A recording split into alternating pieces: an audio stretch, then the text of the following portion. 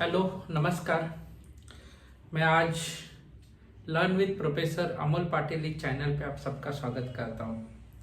ये channel PN academy चलाता है और ये पीएन एकेडमी की तरफ से हम लोग लेक्चर्स का सीरीज निकालने वाले हैं। सबसे पहले हम लोग एंट्रेंस के लेक्चर्स को शुरुआत करेंगे। ये जो लेक्चर रहेगा वो जेईई मेंस, सीईटी और NEET as well as NDA का जो लोग एग्जाम देने वाले हैं उनके लिए एकदम इम्पॉर्टेंट रोल प्ले करेगा। आज हम लोग मैथमेटिकल मेथड ये टॉपिक पढ़ेंगे। ये मैथमेटिकल मेथड में आज हम लोग देखने जा रहे हैं सबसे important part scalars and vectors. ठीक है, तो आज के क्लास में हम लोग सीखेंगे स्केलर्स एंड वेक्टर्स। ठीक है, तो क्या होता है स्केलर्स एंड क्या होता है वेक्टर्स। ठीक है, इसके बारे में थोड़ा सा हम लोग डिस्कशन करेंगे जो एकदम इम्पोर्टेंट है।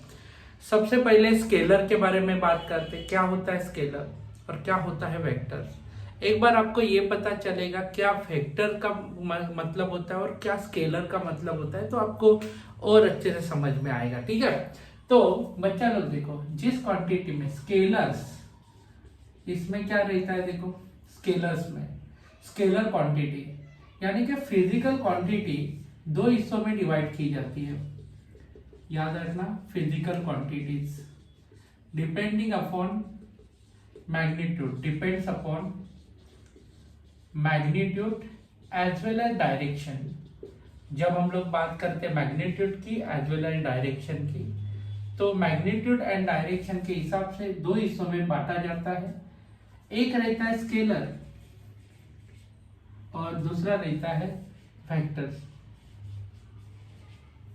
तो स्केलर क्वांटिटीज रहेगी इधर और इधर आएगी वेक्टर क्वांटिटीज। ठीक है, तो बच्चा लोग देखो, सबसे इंपॉर्टेंट चीज what is mean by magnitude. Magnitude का मतलब क्या होता है? मैग्नीट्यूड का मतलब होता है value as well as direction. तो फिजिकल क्वांटिटी दो हिस्सों में बांटी जाती है।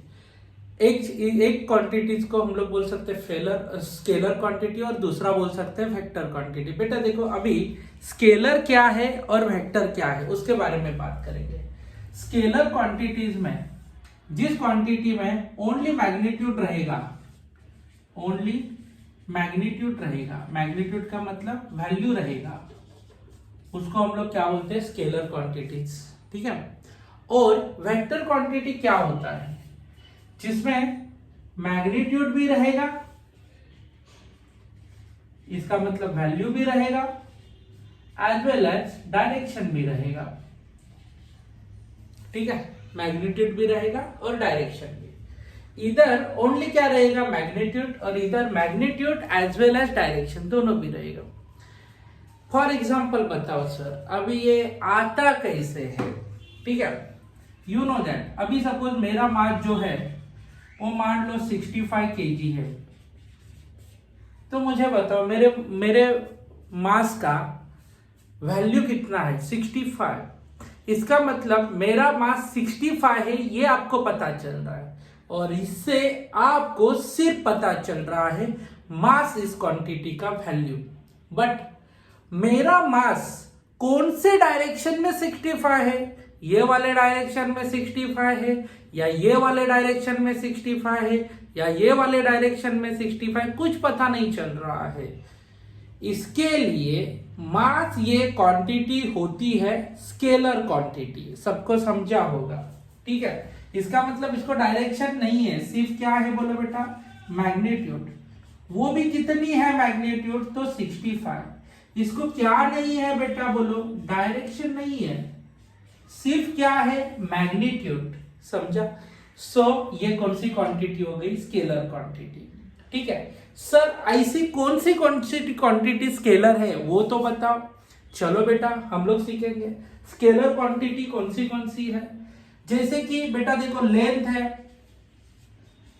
मास तो ऑलरेडी लिखा है, यू नो दैट बेटा, टाइम है, उसके बाद वर्क है।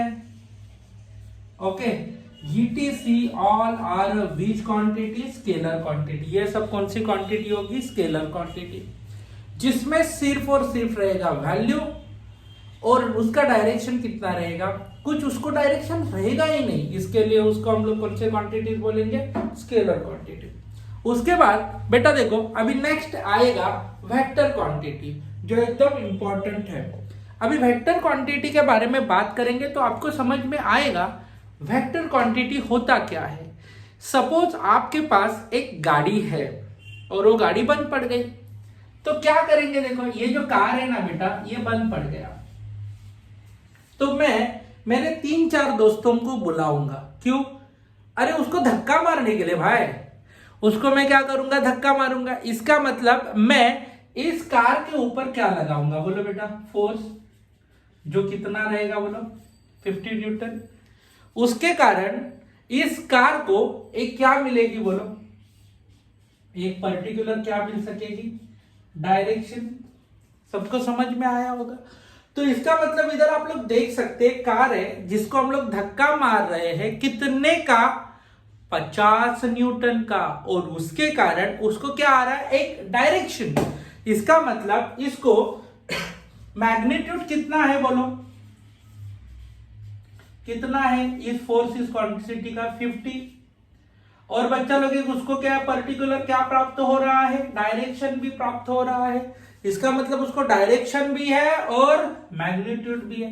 तो ये फोर्स कौन सी क्वांटिटी होगी, बोलो बेटा, तो वेक्टर क्वांटिटी। तो हम लोग देख सकते हैं वैसे कौन से वेक्टर क्वांटिटी है, जैसे स्केलर में लेंथ मास टाइम वर्क आया, वैसे ही इसमें आएगा फोर्स आ सकता है, उसके बाद और क्या आ सकता है, एक्सेलरेशन आ सकता है, उसके बाद वेलोसिटी आ सकता है, उसके बाद मोमेंटम आ सकता है। ये सब कौन सी क्वांटिटी होगी, वेक्टर क्वांटिटी। तो आपको एक चीज समझ में आया होगा, क्या होता है स्केलर एंड क्या होता है वेक्टर। जिसको मैग्नीट्यूड के साथ साथ डायरेक्शन रहेगा वो हो गया वेक्टर, और जिसको सिर्फ और सिर्फ है मैग्नीट्यूड वो हो गया स्केलर। तो बच्चों लोग एक चीज आपको ध्यान में रखना पड़ेगा, मैग्नीट्यूड का मतलब क्या होता है, वैल्यू, और वही चीज हम लोग आगे देखेंगे, ठीक है। ओके, आज हम लोग वेक्टर एडिशन के बारे में बात करेंगे। अभी वेक्टर एडिशन क्या होता है, ठीक है, तो एकदम सिंपल चीज है। ऑलरेडी मैंने आपको एग्जांपल दिया था कि सपोज मान लो आपके पास एक कार है और वो बंद पड़ गई, ठीक है। अभी बेटा देखो इसमें क्या होता है, सपोज मेरा एक दोस्त आता है, उसको धक्का मारने का प्रयास करता है 10 न्यूटन का, ये कार अपने जगह से हिल ही नहीं रही है। सपोज मान लो मेरा एक दोस्त आता है, सपोज ये भी फोर्स लगाता है, कितने न्यूटन का, तो 20 न्यूटन का, ठीक है। और एक दूसरा फ्रेंड आएगा, एक फोर्स लगाएगा, कितने न्यूटन का लगाएगा, बोलो F3 is equal to okay 20 newton. अभी क्या होता है, ये गाड़ी है ना हिलने लगेगी, ठीक है, ये गाड़ी हिलने लगेगी, ठीक है। ये कार है, मेरा ड्राइंग बहुत अच्छा है, समझ के लेना। ये 3 फोर्स लग गए, किसके ऊपर लग गए, बोलो, तो ये 3 फोर्स लग रहे हैं एग्जैक्टली इस कार के ऊपर। उसके कारण कार को इधर से कार का अभी मोशन होने लगा, ठीक है। तो इस कार के ऊपर नेट फोर्स कितना लग रहा है, तो हम लोग नेट फोर्स कैसे निकालेंगे, बोलो, तो ये 3 जो फोर्स है उनका एडिशन करेंगे, और वो उसके कारण कार अपनी जगह से हिल रही है, F1, F2 और F3, ठीक है। 3 फोर्स है। पहला फोर्स अपना 10 न्यूटन का है, दूसरा फोर्स 20 न्यूटन का है, और तीसरा 20 न्यूटन का। तो बेटा देखो अभी तीनों का एडिशन करेंगे 50 न्यूटन। तो हम लोग ने क्या कर दिया, सुनो बेटा, हम लोग ने क्या कर दिया, इन तीनों वेक्टर का एडिशन किया, और एडिशन करने के बाद मुझे आंसर मिला है 50 न्यूटन। सबको समझा। तो हम लोग एक चीज ध्यान में रख सकते हैं कि जब 2 या 2 से ज्यादा फोर्स सेम डायरेक्शन में रहेंगे तो उन 2 फोर्स को हम लोग डायरेक्टली ऐड कर सकते हैं। फॉर एग्जाम्पल बेटा मैं क्या बताता हूं, ध्यान देना। एक फोर्स इधर जा रहा है, F1 is equal to 10 newton, दूसरा फोर्स जा रहा है F2 is equal to 12 newton, okay तीसरा जा रहा है F3 is equal to 20 Newton. तो बेटा नेट फोर्स कितना रहेगा, बोलो नेट फोर्स कितना रहेगा। नेट फोर्स रहेगा इन तीनों का एडिशन, इन तीनों का एडिशन। तो पहला फोर्स कितना है 10 प्लस 12 प्लस 20, इधर टोटल एडिशन करेंगे तो आएगा तकरीबन 42 न्यूटन। सबको समझ में आया।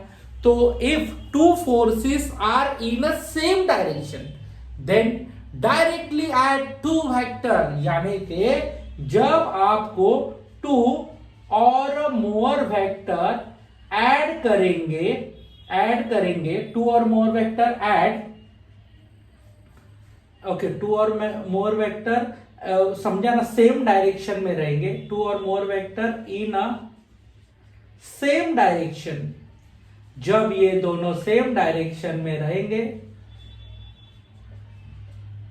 Then directly add two vector, directly add two vector को डायरेक्टली ऐड करो, टू और मोर वेक्टर को डायरेक्टली ऐड करो। ओके समझा। जब दोनों भी सेम डायरेक्शन में रहेंगे तो directly add, okay then directly add लिखा है, ठीक है।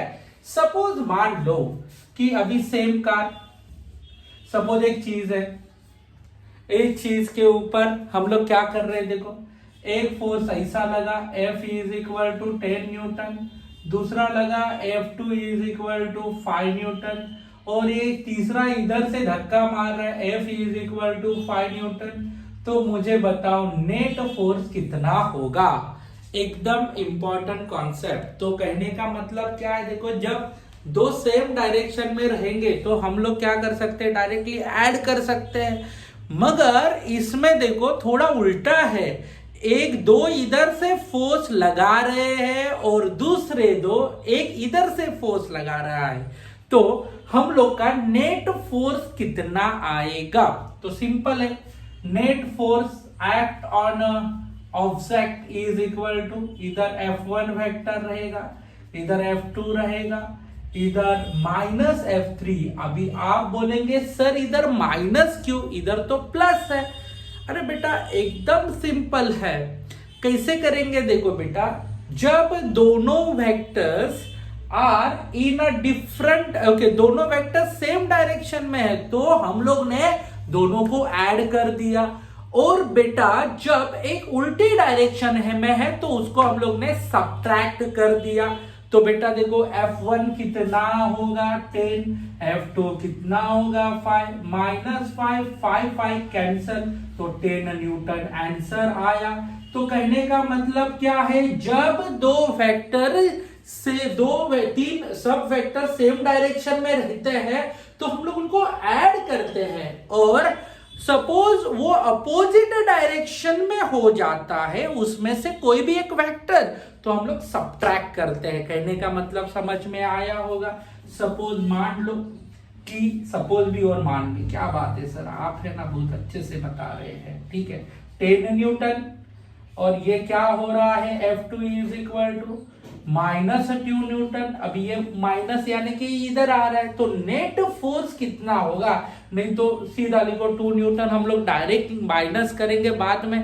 तो नेट फोर्स कितना होगा, how much net force here, तो F net is equal to एकदम सिंपल F1 माइनस F2, ठीक है अपोजिट डायरेक्शन में 10 माइनस 2 8 न्यूटन। कहने का मतलब क्या है, देख जब ये अपोजिट डायरेक्शन में हो जाएंगे तो क्या लिखो माइनस, जब सेम डायरेक्शन में रहेंगे तो प्लस लिखो, ठीक है सर।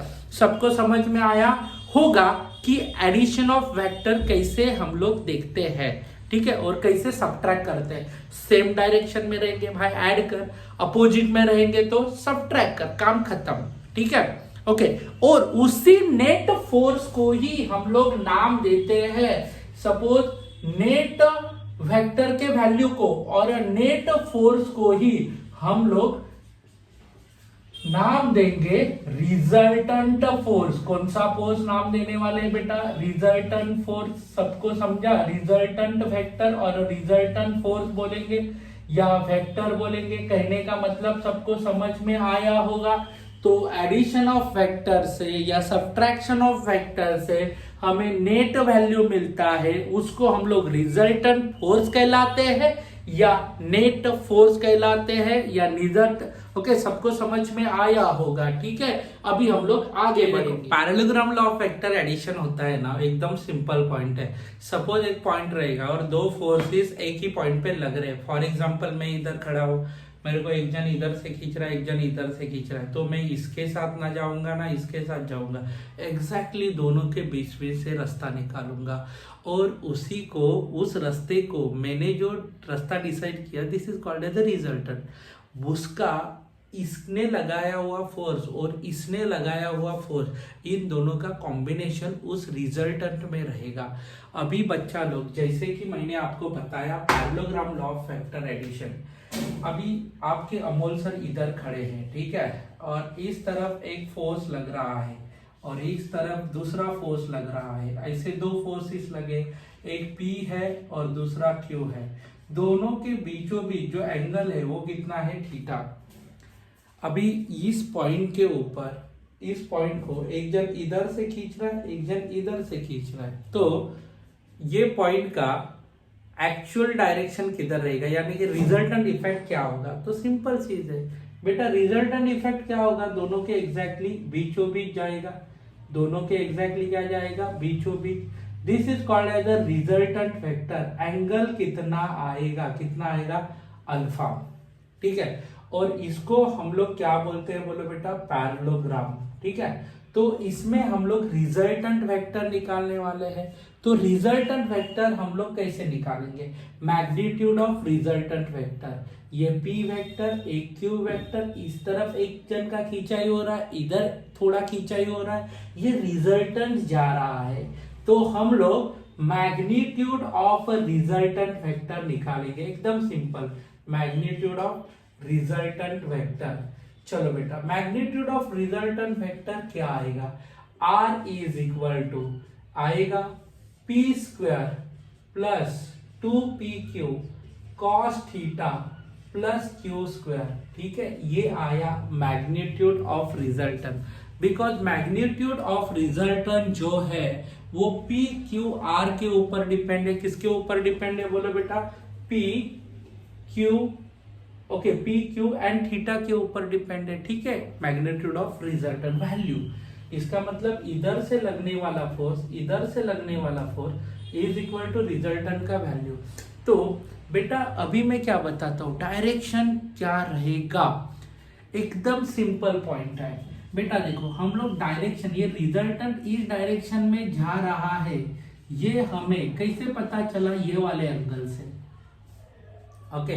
तो अभी बच्चा लोग वो चीज इधर है, मैं क्या बताता हूं आपको, एक एंगल पे बताता हूं। तो डायरेक्शन में हम लोग बताते हैं एंगल को।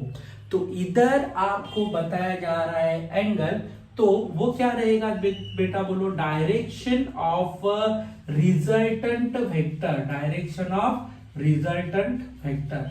तो इधर डायरेक्शन ऑफ रिजल्टेंट वेक्टर निकाला, तो क्या आएगा, alpha is equal to tan inverse आएगा Q sine theta upon P plus Q cos theta. ये फॉर्मूला से हम लोग डायरेक्शन निकालते हैं। ज्यादातर मैग्नीट्यूड निकालने के लिए ये वाला फॉर्मूला यूज किया जाता है। सपोज इधर मैग्नीट्यूड आपको बताना है तो ऐसा भी रिप्रेजेंटेशन आप लोग कर सकते हैं, नो प्रॉब्लम। तो इस प्रकार से हम लोग देखेंगे magnitude and direction of resultant vector. अभी बच्चा लोग देखो, इसमें से मैं आपको सबसे इंपॉर्टेंट चीज बताना चाहता हूं, इधर रिजल्टेंट का मैग्नीट्यूड और डायरेक्शन ऑफ रिजल्टेंट वेक्टर, इस प्रकार से हम लोग उसको आगे देखेंगे। बेटा देखो एकदम सिंपल सी पॉइंट है, जब एंट्रेंस में क्वेश्चन आता है, जब कभी एंगल बिटवीन टू वेक्टर पूछा जाए तो 101% ये वाला फॉर्मूला आपको यूज करना है। इसके लिए मैं लिखवा के देता हूं इधर, ओके, एकदम सिंपल। जैसे कि आपको कोई भी,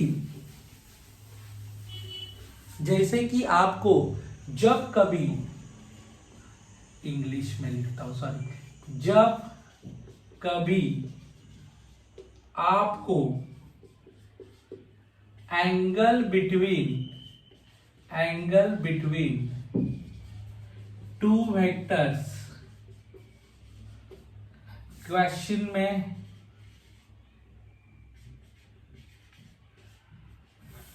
फाइंड करने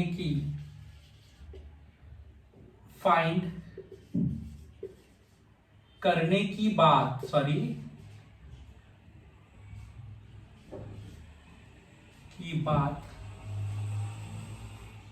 होती है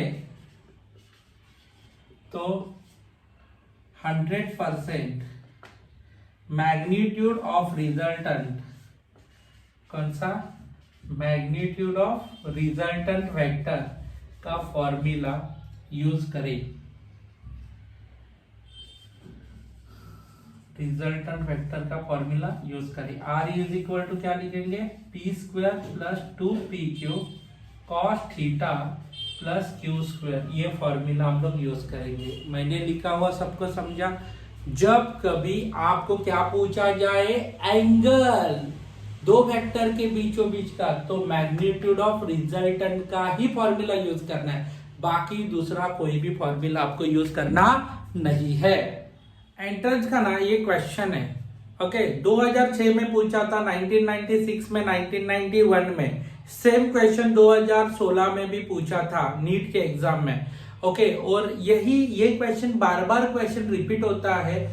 अभी सबसे पहला चीज मैं क्या बताता हूं, देखो, the vector A vector and B vector are such that A vector plus B vector का magnitude, A vector minus B vector का magnitude, angle between two vectors. और मैंने तुम्हें पहले ही बोल दिया है, जब कभी एंगल पूछा जाएगा तो आप मैग्नीट्यूड ऑफ रिजल्टेंट वेक्टर का फॉर्मूला यूज करेंगे। मैग्नीट्यूड ऑफ रिजल्टेंट वेक्टर क्या आता है बोलो, इधर क्या लिखेंगे, p square plus 2pq cos theta plus q square, ठीक है। अभी भाई देख, इधर लिख वेक्टर, इधर a वेक्टर लिखा, प्लस क्या लिखा तूने, b वेक्टर लिखा, a वेक्टर लिखा, माइनस क्या लिखा, b वेक्टर लिखा, समझा बेटा।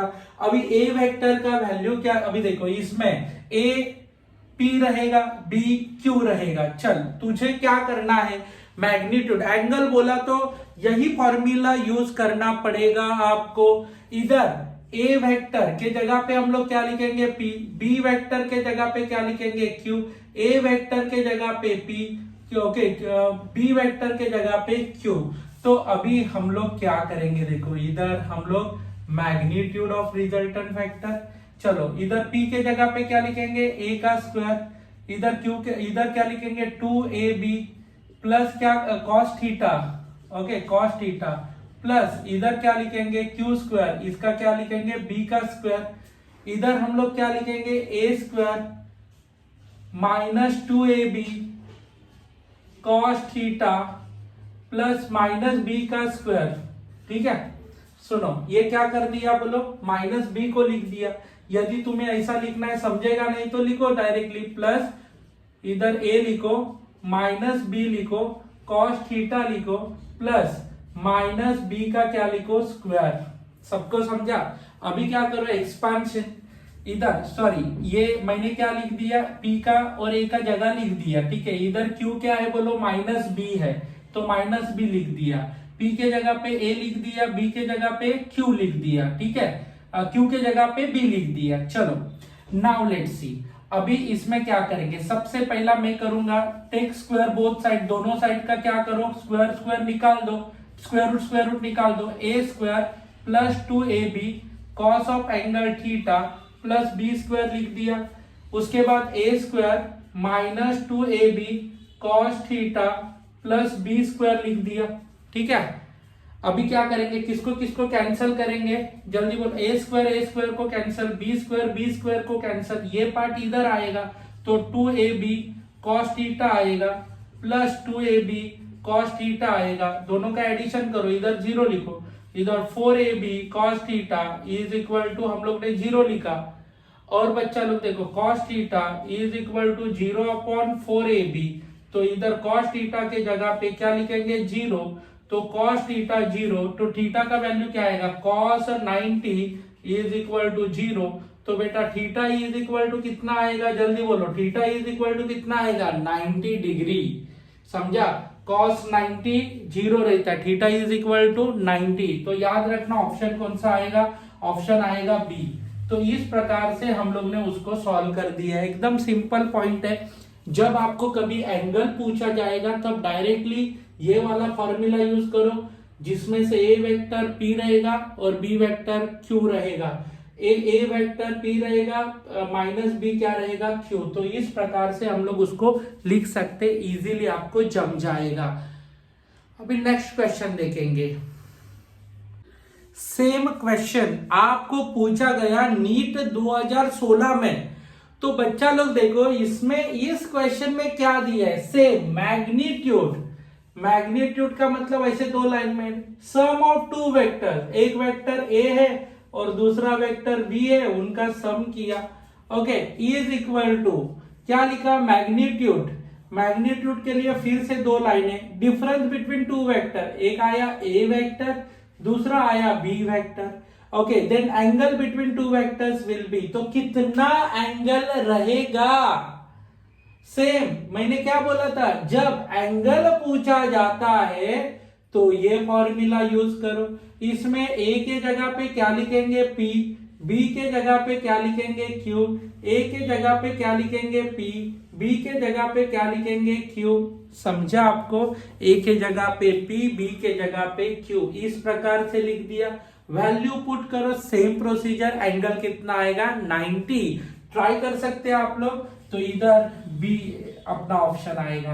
तो मैंने बच्चों को बोल दिया है, जब है ना प्लस आएगा और माइनस आएगा, मैग्नीट्यूड प्लस एंड माइनस जब सेम रहेगा तब 101% एंगल बिटवीन टू वेक्टर 90 रहेगा। ठीक है, तो आप लोग उसमें मार्क कर सकते हैं। फिर से एक क्वेश्चन जिसमें आपको बोला गया है एंगल निकालो। भाई कौन सा फॉर्मूला यूज करेंगे, simple, R vector is equal to magnitude of resultant P square two P Q cos theta plus Q square. Angle निकालना है आपको, सिंपल सी चीज।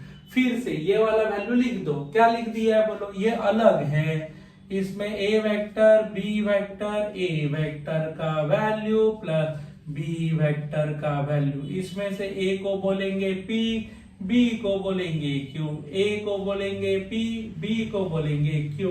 सिंपल सी चीज है बेटा, इसमें तो डायरेक्टली A और B है, तो क्या लिखेंगे A square plus 2AB cos theta plus B square. समझा आपको, ए है बी, ए बी है, बी बी है। सर इसमें क्या करेंगे, एकदम सिंपल, इसमें से P है तो P का स्क्वायर होगा, यानी कि A का स्क्वायर। ये सेपरेट सेपरेट है, देखो इधर क्या करेंगे, ये भी बेचारा अकेला है, B का स्क्वायर, सेपरेट सेपरेट। ठीक है, इसका स्क्वायर स्क्वायर रूट कैंसल होगा।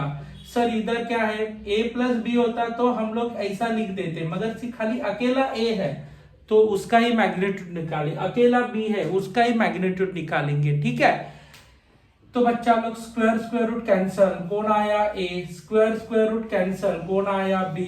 इधर क्या होगा बोलो बेटा, A square plus 2AB cos theta plus B square. ठीक है, तो बच्चा लोग अभी हम लोग क्या करेंगे, दोनों साइड का स्क्वायर करेंगे, टेक स्क्वायर बोथ साइड, एकदम 10वीं के जैसा, स्क्वायर बोथ साइड। चलो करो, क्या करेंगे, दोनों का स्क्वायर करेंगे, A square plus 2AB plus cos theta plus B square. क्या बात है, वेरी गुड बेटा।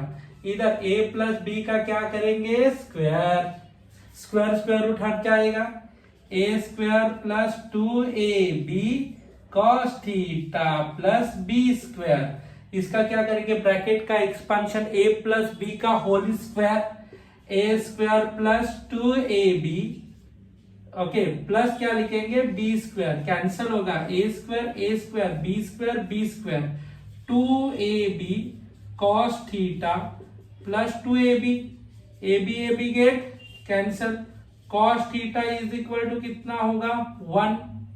काम खत्म ना, cos theta is equal to 1। cos 0 कितना होता है 1, तो एंगल कितना होगा 0। काम खत्म, सी ऑप्शन आया। सबको समझ में आया होगा कैसे सॉल्व किया, एकदम सिंपल। याद रखो जब एंगल बोला जाएगा तो सिर्फ यही एक फॉर्मूला है अपने पास। दो वेक्टर के बीचों बीच का एंगल पूछा जाएगा तो यही अकेला एक फॉर्मूला है। उसको प्रॉपर तरीके से कैसे यूज करते उसके ऊपर सब कुछ डिपेंड है। ठीक है बच्चा लोग, फटाफट आप लोग है ना इसको कॉपी करना, स्क्रीनशॉट निकालना और समझ के लेना। ठीक है, 1988 का क्वेश्चन है बेटा। 1988 के क्वेश्चन में magnitude of factor A B C 3 4 5 दिया है, a plus B is equal to C दिया है, यानी कि रिजल्टेंट वेक्टर सी है। Angle between two vector A and B, भाई देख क्या आएगा, root of P square plus 2pq cos theta plus Q square. काम खत्म।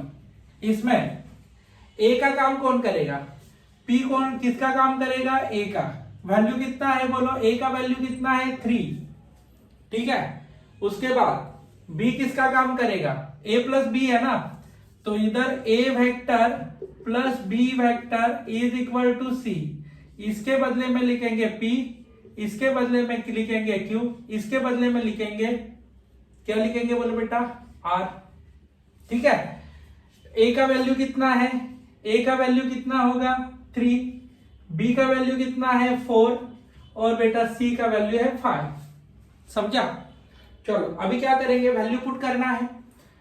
इसमें magnitude R is equal to root of P square plus 2pq cos theta plus Q square. Value put कर, ए के जगह पे क्या आएगा, इसका p q r। चल p के जगह r के जगह पे वैल्यू करेगा 5 फुट, इसमें क्या करेगा बोलो, p के जगह पे आएगा 3 का स्क्वायर प्लस ट्रू, इधर क्या आएगा P Q 3 into 4 cos theta plus Q का स्क्वायर, क्यू आएगा 4 का स्क्वायर।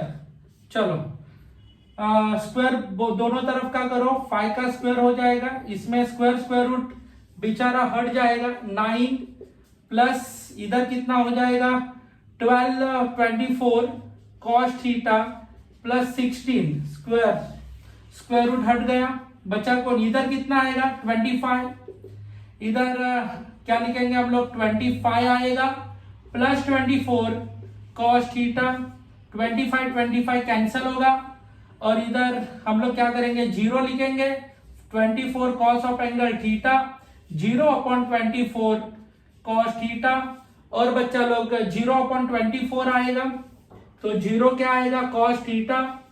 तो 0 कब आता है, कौन से एंगल के लिए आता है 90, तो थीटा का वैल्यू आ गया 90। इस प्रकार से कैलकुलेशन होगा। समझा। मैंने तकरीबन है ना बेटा 4 क्वेश्चन आपको सॉल्व करवा के लिए है।